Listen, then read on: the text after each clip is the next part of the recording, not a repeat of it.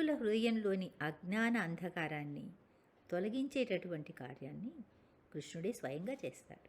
భగవద్గీతలో 10th చాప్టర్లో చెప్తాడు, తేషాం సతతయుక్తానాం భజతాం ప్రీతిపూర్వకం దదామి బుద్ధియోగం తం ఏన మాం ఉపయాంతితే. నన్ను ప్రేమతో సేవించటంలో నిరంతరం ఆసక్తి కలిగిన వాళ్లకు నన్ను చేరడానికి ఉపయోగపడే బుద్ధిని నేనే ఇస్తాను. దదామి బుద్ధియోగం. కృష్ణుడితో సంబంధం లేకుండా స్వతంత్రంగా జీవితాన్ని అనుభవించాలి అనే దురాశాపూరితమైన కోరికతో తమ నిజస్థితిని మర్చిపోయి భ్రాంతిలో జీవిస్తున్న బద్ధాత్మలను తట్టి లేపడం కోసము ఇన్ని విధాలుగా ఆయన కన్విన్స్ చేయాల్సి వస్తూ ఉంది. నిజానికి భక్తి మార్గం ఎంత సుగమమైంది, భక్తి సేవ ఎంత ఆనందదాయకమైంది. ఏవో కోరికలను సఫలం చేసుకోవటం కోసము భగవంతుని సేవించటం కాదు.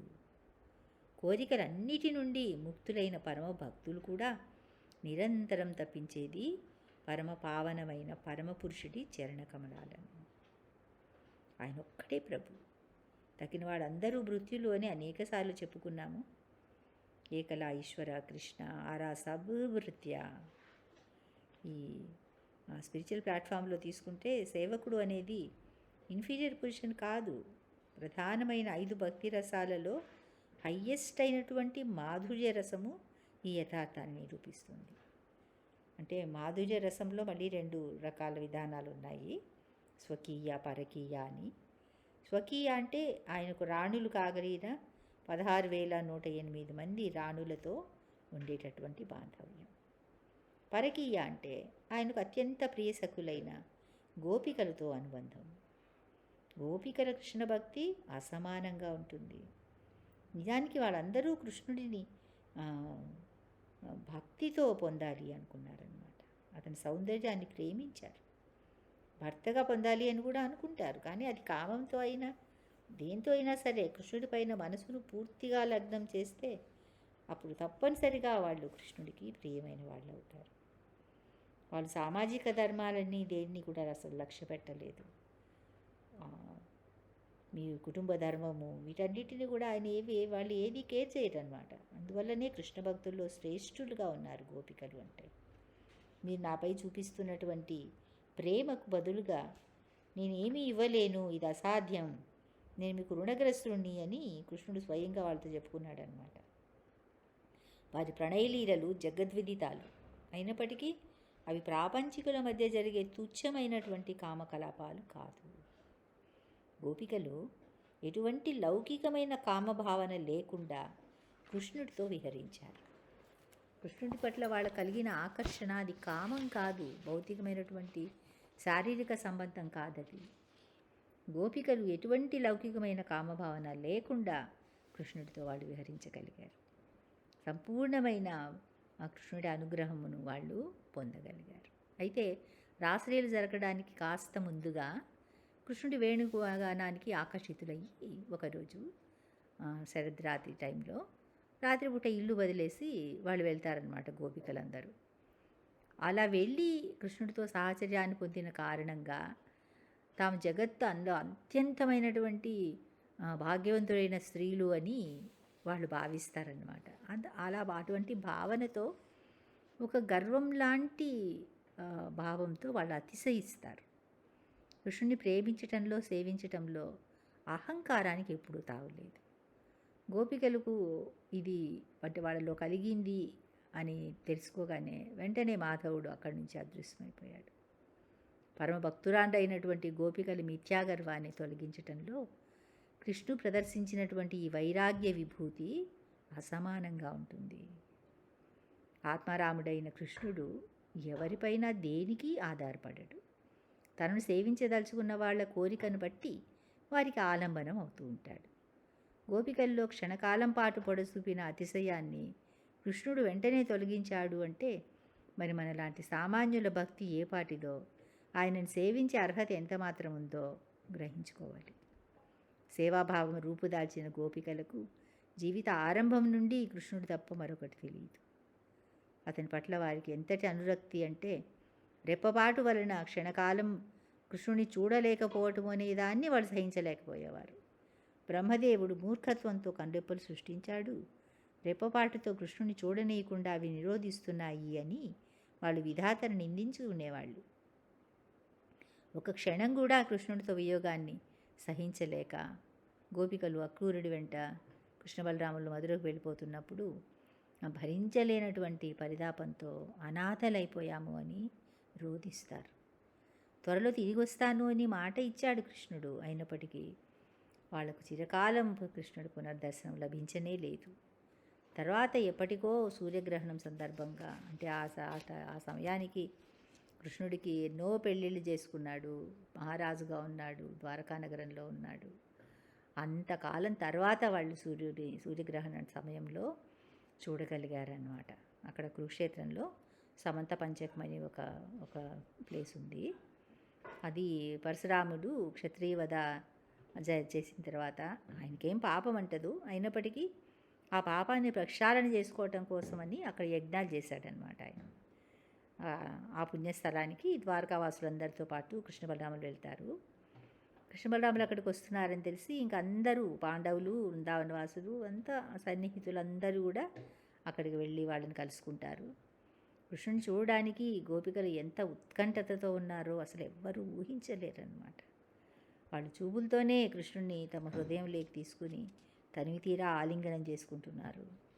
మహాయోగులకు కూడా అసాధ్యమైన భావ సమాధి అన్నమాట. వాళ్ళు దాన్ని అనుభవిస్తున్నారు. కృష్ణుడితో వియోగ బాధను సహించలేక ద్వారకకు వెళ్ళాలి అని వాళ్ళు ఎప్పుడూ అనుకోలేదు. పక్కనే ఉంది కదా, ద్వారకకు వెళ్ళలేదు. అసలు పక్కనే ఉన్న మధురకు కూడా వాళ్ళు ఎప్పుడూ వెళ్ళలేదు. బృందావనంలోనే కార్యానురక్తులై తమ జీవితంలో అడుగడుగునా కృష్ణ సన్నిధిని వాళ్ళు అనుభూతి చెందారు. బృందావనంలో తమతో పాటు కృష్ణుడు కలిసి ఉండాలి అని వాళ్ళు అపేక్షిస్తారు. దివ్యమైన వారి భావావేశమే చైతన్య మహాప్రభు బోధించే భక్తి సేవ సారాంశము. సో రాధారాణి కృష్ణుడికి అనన్యమైనటువంటి సఖి అన్నమాట. అంతేకాదు కృష్ణుడి లాదిని శక్తి. పరమ భక్తులైన గోపికలందరిలోనూ శ్రేష్ఠురాలు. కురుక్షేత్రంలో కృష్ణుడిని ఒక మహారాజుగా తన రాణులతో పాటు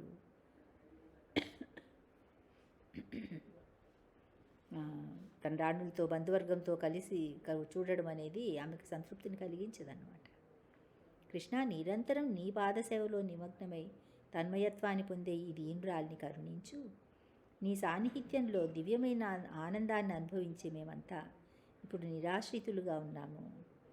నాకు ప్రాణాధికుడు అయిన అదే నీవు, నీకు ప్రియవరాలునైన అదే నేను అయినప్పటికీ నా మనసు మాత్రం వృందావనంలోనూ యమునా తీరంలోనూ గోవర్ధనగిరి చుట్టూ తిరుగుతూ ఉంది.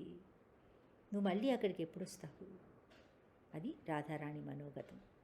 జగన్నాథ్పురిలో ప్రతి సంవత్సరము జరిగే రథయాత్రకు వెనుక ఈ కథే ఉందన్నమాట. కృష్ణుని తిరిగి వృందావనానికి తీసుకెళ్ళటానికి బ్రజవాసులైనటువంటి బంధువులు, సన్నిహితులు ఒక భావోద్రేక ప్రదర్శనం, అది రథయాత్రగా సాగుతూ ఉంది. బృందావన వాసుల్లాగానే కురువంశస్థులైనటువంటి పాండవులు తమ తల్లి అయిన కుంతీదేవి, భార్య ద్రౌపదితో పాటు ఇతర బంధువర్గాన్ని కూడా వెంటబెట్టుకుని వెళ్ళి కృష్ణ బలరాములతో పాటుగా ఉన్న యదు ప్రముఖులందరినీ కలుసుకుంటారు. ఆ సమయంలో ద్రౌపది కృష్ణుడి పట్టప్రాణులతో పాటు 16,100 మంది రాణులను కూడా కలుసుకుంటుంది. అప్పుడు ఆమె వారితో, దేవదేవుడైన శ్రీకృష్ణుడు సామాన్య మానవుడిలాగా మిమ్మల్ని ఏ విధంగా వరించి వివాహం చేసుకున్నాడు అని ప్రశ్నిస్తుంది. అప్పుడు మొదట రుక్మిణీదేవి తన విన్నపాన్ని మన్నించి వచ్చిన కృష్ణుడు శిశుపాలుడితో నిశ్చయమై ఉన్న పెళ్లి నుంచి తప్పించి తెచ్చి తన రాక్షస వివాహం చేసుకున్న విషయాన్ని గురించి చెప్తుంది. ఆ సమయంలో ఆమె ద్రౌపది సకలానంద సౌందర్య నిధి అయిన శ్రీకృష్ణుడి సేవలో జన్మ జన్మలకు నెలకొని ఉండటము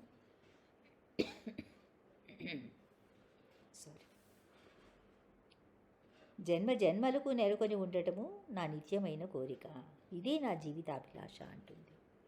ఇంకా సత్యభామ మాట్లాడుతూ తన తండ్రి కృష్ణుడిని అనుమానించి శమంతకమణిని అపహరించాడనే అపవాదు మోపినప్పటికీ యథార్థమైన విషయం తెలియగానే కృష్ణుడిని నిందించినందుకు చింతించి తన పొరపాటు దిద్దుకోవడానికి శమంతకమణితో పాటు నన్ను కూడా కృష్ణుడి పాదార విందాలకు సమర్పించాడు. ఆ విధంగా నేను దేవదేవుడికి పత్నిని, దాసిని అయ్యాను అంటుంది. తర్వాత జాంబవతి మాట్లాడుతూ, అపవాదు పాలైన శ్రీకృష్ణుడు శ్రమంతకమణి కోసం వెతుకుతూ అది నా తండ్రి అయిన జాంబవంతుడి దగ్గర ఉందని తెలుసుకుని ఆయన దగ్గరకు వచ్చాడు. పూర్వాశ్రమంలో అతడే తన ప్రభువు అయిన రామచంద్రుడు అని గుర్తించలేక నా తండ్రి 27 రోజుల పాటు యుద్ధం చేశాడు. తర్వాత శ్రీరాముడు తప్ప తనను ఓడించగలవాడు ఎవరూ లేరు అని గ్రహించి తన దగ్గర ఉన్న శమతకమణితో పాటు భగవంతుడి ప్రీత్యర్థంగా నన్ను అతనికి పత్నిగా సమర్పించాడు. జన్మజన్మలకు శ్రీకృష్ణుడి దాసిగా ఉండాలనే నా కోరిక ఆ విధంగా నెరవేరింది అంటుంది. తర్వాత కాళింది, శ్రీకృష్ణుడినే పతిగా పొందాలి అని నేను ఎంతో తపోనిష్టలు ఆచరించాను. ఈ విషయం తెలియగానే దేవదేవుడు తన మిత్రుడైన అర్జునుడితో పాటు నా దగ్గరకు వచ్చి నన్ను పత్నిగా స్వీకరించాడు. ఆయన నన్ను తన అర్ధాంగిగా స్వీకరించినప్పటికీ ఆయన మందిరాన్ని శుభ్రం చేసే దాసిగా ఉండటంలో నేను ఎక్కువ ఆనందాన్ని అనుభవిస్తాను అంటుంది. ఇంకా మరొక రాణి మిత్రవింద నా స్వయంవరానికి వచ్చిన ఎంతోమంది రాజులను ఓడించి శ్రీకృష్ణుడు నన్ను ద్వారకాపురానికి తీసుకుని వెళ్ళాడు. ఆ విధంగా నేను అపహరించబడినప్పుడు నా సోదరులు కృష్ణుడితో యుద్ధం చేసి ఓడిపోయారు. జన్మజన్మలకు కృష్ణదాసిని కావాలనే నా కోరిక ఆ విధంగా నెరవేరింది అంటుంది. ఇంకా ఆమె కృష్ణుడికి మేనత్త కుమార్తె కూడా. తర్వాత సత్య మాట్లాడడం ప్రారంభిస్తుంది. ఆమె నగ్నజిత్తు అనే కోసలరాజు కూతురు, అందుకని ఆమె నాగ్నజితి అని కూడా అంటారు. నా తండ్రి నా కాబోయే భర్త శౌర్య పరావాలను పరీక్షించడం కోసము పొడువాటి వాడి కొమ్ములు ఉన్న 7 వృషభాలను ఏర్పాటు చేయించారు. స్వయంవరానికి వచ్చిన ప్రతి ఒక్కరూ వాటితో యుద్ధం చేయాలి అని నియమం విధించారు. ఎవరూ వాటిని చేయించలేకపోయారు. కానీ కృష్ణుడు అత్యంత సులభంగా వాటిని అదుపులోకి తెచ్చుకుని ముక్కుతాళ్ళు వేశాడు. నా తండ్రి ఎంతో సంతోషంగా నన్ను శ్రీకృష్ణుడికి ఇచ్చి ఘనంగా వివాహం జరిపించారు. ఆ విధంగా నేను శ్రీకృష్ణుడి పాదపద్మాలకు దాసీగా సేవించే భాగ్యాన్ని నోచుకున్నాను అంటుంది. తర్వాత భద్ర, ద్రౌపది, శ్రీకృష్ణుడు నా మేనమామ పుత్రుడు. భాగ్యవశాత్తు నేను అతడి పాదపద్మాల పట్ల ఆకర్షితురాలనయ్యాను. నా మనోభావాన్ని అర్థం చేసుకున్న నా తండ్రి శ్రీకృష్ణుడిని ఆహ్వానించి మా వివాహాన్ని స్వయంగా ఏర్పాటు చేశాడు. జన్మజన్మలకు ఈ భాగ్యం పొందగలనో లేదో నాకు తెలియదు, కానీ నేను ఎక్కడ జన్మించినా ఆయన పాదపద్మ సుగంధాన్ని మర్చిపోకూడదు అని ఆ దేవదేవుడిని నిరంతరం ప్రార్థిస్తూ ఉంటాను. తర్వాత లక్ష్మణ అనేసి ఒక ఆమె కూడా రాణినే, పట్టపురాణి. తన అనుభవాన్ని గురించి వివరిస్తుంది. నారదుముని శ్రీకృష్ణుడి లీలలను కీర్తిస్తుండగా అనేక మార్లు విని నేను ఆయన పాదపద్మముల పట్ల ఆకర్షితురాలినయ్యాను. నాపైన ఉన్న వాత్సల్యంతో నా తండ్రి స్వయంవరాన్ని ప్రకటించి నీ తండ్రిలాగానే మత్స్యయంత్రాన్ని ఏర్పాటు చేశాడు. అయితే నీ స్వయంవరానికి నా స్వయంవరానికి తేడా ఉంది. నీ స్వయంవరంలో కప్పుకు వేలాడదీయబడిన చేప స్పష్టంగా కనిపించింది. నా స్వయంవరంలో అది అన్ని వైపులా మూయబడి దాని ప్రతిబింబం కింద ఉన్న జలపాత్రలో కనిపిస్తూ ఉంది. నన్ను చేపట్టాలి అని వచ్చిన ఎందరో సుప్రసిద్ధులైన రాజులు, వీరులు ఆ లక్ష్యాన్ని భేదించలేకపోయారు. కానీ కృష్ణుడు అవలీలగా ఆ పనిచేశాడు. నేను ఆయనను నా ఆరాధ్యపతిగా స్వీకరించాను. ఆయన కూడా నన్ను తన దాసిగా అంగీకరించారు. పూర్వజన్మలో నేను ఏదో అద్భుతమైన పుణ్యాలను చేసి ఉంటానని, అందుకే ఈ జన్మలో దేవదేవుడి ఇంటిలో ఒక దాసిగా కాగలిగాను అని నేను అనుకుంటాను. ఆ విధంగా వాళ్ళందరూ పట్టపురాణులైనప్పటికీ కూడా కృష్ణుడిని దాసిగా సేవించాలి అనే భాగ్యాన్ని నోచుకున్నందుకు సంతోషపడుతున్నారన్నమాట. రాణులుగా ఉండి కూడా ఆయనకు సేవ చేయాలి అని వాళ్ళందరూ కూడా అభిలషిస్తూ ఉన్నారు. తర్వాత ఇంకా భౌమాసురుడి చెరలో ఉన్న 116,100 మందిని చేసుకున్నారు కదా. వాళ్ళందరి తరఫున రోహిణి అనే ఒక రాజకుమార్తె, ఆమె కూడా తమ భాగ్యాన్ని వివరించి చెప్తుంది. భౌమాసురుడి చెరలో ఉన్న మమ్మల్ని కృష్ణుడు విడిపించాడు. భౌమాసురుడిని అతని సేనలను సంహరించిన తర్వాత ఆ దేవదేవుడి చరణకమలాలను మేము ఆశ్రయించాము. నిజానికి ఆత్మారాముడైన ఆయనకు ఒక్క భార్య కూడా అవసరం లేదు. అయినప్పటికీ తనను శరణు వేడిన మా అందరినీ ఆయన తన రాణులుగా స్వీకరించారు. నిరంతరం ఆయన పాదార విందాలను తలుచుకోవడమే మా ఏకైక యోగ్యత అయింది. ఆయన పాదపద్మ రేణువులను జన్మజన్మలకు శిరస్సును దాల్చటమే మాకున్న ఒకే ఒక్క వాంఛ. గోపబాలుడిగా బృందావనంలో చరించినప్పుడు ఆయన పాదపద్మాలకు అంటుకున్న ధూళినే మేము కోరుకుంటాము. జన్మ జన్మలకు దివ్యమైన ఆయన చరణాలను సేవించే వరం తప్ప మరేదీ మేము కోరుకోము. ఆ విధంగా శ్రీకృష్ణుడి రాణులందరూ కూడా ఆ దేవదేవుడు తమను వివాహం చేసుకుని పత్నులుగా స్వీకరించినందుకు, అంటే ఎలా స్వీకరించాడు అనే తీరుని, ఆయన పట్ల తమ సేవాభావాన్ని వివరిస్తూ ఉంటే అక్కడున్న వాళ్ళందరూ కూడా విస్మయానికి లోనవుతారు.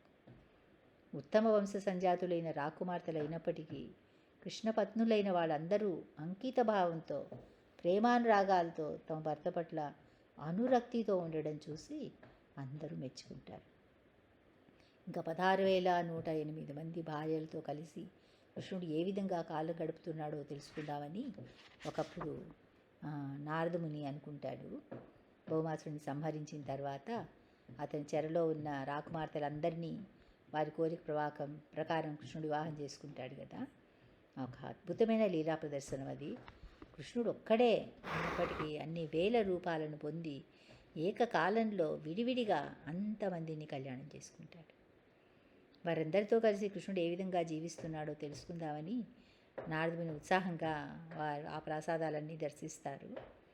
అన్ని చోట్ల కృష్ణుడు వివిధ కార్యకలాపాల్లో నిమగ్నుడై ఉన్నాడు. ఒక రాణితో సరసల్లాపాలతో, మరొక రాణితో పాచికలాడుతూ, ఇంకొక రాణితో కలిసి యజ్ఞాచరణ చేస్తూ, ఒక మందిరంలో వాత్సల్యపూర్ణుడైన తండ్రిగా తన పుత్రులను లాలిస్తూ, మరొక మందిరంలో గాయత్రి జపం చేస్తూ, ఇంకొక మందిరంలో బ్రాహ్మణులకు గోదానమిస్తూ, ఈ విధంగా ఒకే కృష్ణుడు 16,000 మందిరాల్లో నివసిస్తూ ఉండడం ఏకకాలంలో నారదుడు దర్శించాడు. సకల జీవులకు పరమాత్ముడైనప్పటికీ తన అంతరంగ శక్తి కలాపాలను ప్రదర్శించటానికి సామాన్య మానవుడిలాగా పాత్రపోషణ చేస్తున్న భగవంతుడి దివ్యమైన లీలా ప్రదర్శనను నారదుని ఆ విధంగా దర్శించి ధన్యుడయ్యారన్నమాట. కృష్ణుడి రాణులందరికీ దేవతల వాస్తుశిల్పి అయిన విశ్వకర్మ స్వయంగా రాజమందిరాలు నిర్మించాడు, భవనాలు. అష్టైశ్వర్యాలు, దాసదాసీగణము, అనంతమైన సౌభాగ్యము వాళ్ళు అనుభవిస్తున్నప్పటికీ ప్రతి మందిరంలోనూ కృష్ణుడి రాణులు స్వయంగా ఆయనకు సేవలు చేస్తూ ఉంటారు. వారి ఆజ్ఞ కోసం ఎదురు చూస్తూ అంజలి ఘటించి సేవించే పరిచారకులు ఎంతోమంది ఉన్నారు. అయినప్పటికీ కృష్ణుడికి అభ్యంగన స్నానం చేయించటము, అలంకరించటము, భోజనం వడ్డించటము, వింజామరవిస్తూ సేద తీర్చటము, పాదాలు వత్తడము, ఇటువంటి వ్యక్తిగత సేవలన్నీ ఎంతో సంతోషంగా చేస్తూ ఆ పరిచర్యల్లో ఆనందాన్ని అనుభవిస్తూ ఉంటారు. అది నారదమునిని చాలా అబ్బురపరుస్తుంది. ఈ విధంగా అతని ప్రేయసులైనా, భార్యలైనా, మిత్రులైనా, పుత్రులైనా ఆయన పట్ల విధేయతతో నడుచుకోవటం, సేవానందాన్ని పొందడం అనేది తమ పరమ భాగ్యంగా భావిస్తుంటారు. అదే మరి సహజ స్థితి అంటే. ఒక్కడైన ప్రభువుని ప్రతి ఒక్కరూ వినయంగా సేవించాలి. ఇక్కడ దేవతలు తమ శరణాగతిని తెలుపుతూ ప్రార్థిస్తున్నారు. దేవతలు మానవులే అని కాదు, సకల ప్రాణకోటికి కూడా ఆయన ఒక్కడే ఈశ్వరుడు. భగవద్భక్తి లేకుండా కేవలం జ్ఞానం కోసం ప్రయత్నించడము విలువైన కాలాన్ని వృధా చేసుకోవటమే. భక్తుల హృదయాల్లో నుంచి అజ్ఞాన అంధకారాన్ని తొలగించే పని కూడా ఆయనే చేస్తాడు. అంటే నన్ను ప్రేమతో సేవించాలని ఆసక్తి ఉన్న వాళ్లకు నన్ను చేరే బుద్ధిని నేనే ఇస్తానని చెప్పాడు కదా. సో మనమందరూ ఏం చేయాలి? భగవంతుడి ఆధిక్యతని గుర్తించి ఆయనను సేవించడం పట్ల, ఆ సేవలో పొందే ఆనందాన్ని అనుభవించడం పట్ల ఆసక్తిని పెంచుకోవాలి. హరే కృష్ణ.